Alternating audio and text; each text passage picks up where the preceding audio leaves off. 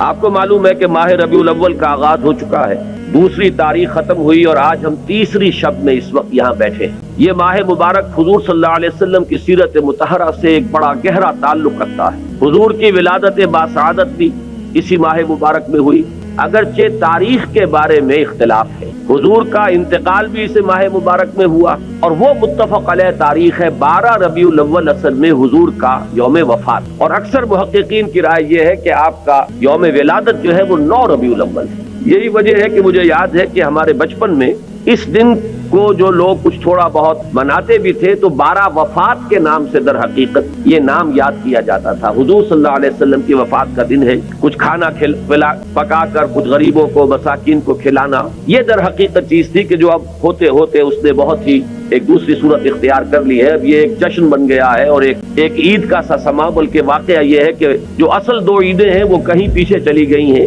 اور یہ جو 2 عیدیں ہم نے ایجاد کی ہیں، ایک عید میلاد النبی اور ایک عید استقلال، اگر ہم جائزہ لیں تو شاید یہ 2 جو ہے یہ زیادہ فور گراؤنڈ میں آ چکی ہیں۔ لیکن یہ کہ جہاں تک آپ کی ولادت اور آپ کے وفات کا اس ماہ مبارک میں ہونا ہے وہ ثابت ہے۔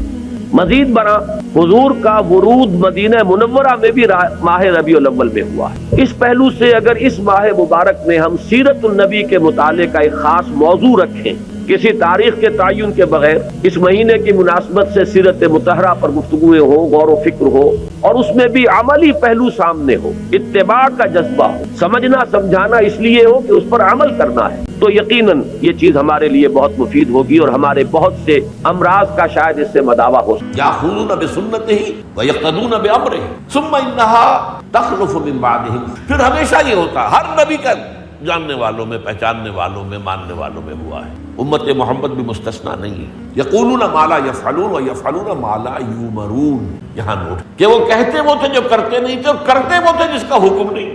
عید میلاد النبی کیا حضور کا حکم ہے؟ کیا اس کا کوئی ثبوت صحابہ سے ہے؟ کیا ہم صحابہ کے مقابلے میں حضور سے زیادہ محبت کرتے؟ لیکن تھا کہ معاملہ ما لا یؤمرون، جس چیز کا حکم ہوا نہیں اس پر عمل ہو رہا۔ یہ ہے در حقیقت رسم پرستی، اور رسم کے اندر پھر اضافہ ہوتا ہے، اس پر ردے پر چڑھتے چلے جانا، جو یہ دوسرا سبب ہے۔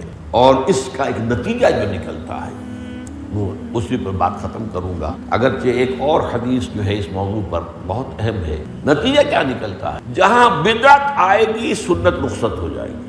اب نماز جنازہ پر کی وہ اہمیت نہیں ہوگی، نہ نماز جنازہ یاد کرنی ہے، نہ دعا یاد کرنی ہے، کچھ پتہ نہیں، جا کے کھڑے ہو گئے ہیں، وضو بھی ہے کہ نہیں ہے، لیکن قرآن خوانی میں تو جانا ہی جانا۔ یہ کیوں ہوتا ہے؟ ورنہ یہ کہ نماز کی اہمیت ہوتی، نماز جنازہ کی، آپ اگرچہ عربی نہیں آتی لیکن ترجمہ تو اس دعا کا یاد کر لینا کوئی مشکل کام نہیں، تاکہ کھڑے ہوں، دل سے دعا مانگے۔ تو جہاں بدعت آئے گی وہاں سنت جو ہے اس کی حیثیت کم ہو جائے گی، اس کا استخفاف ہوگا یا غائب ہو جائے گا۔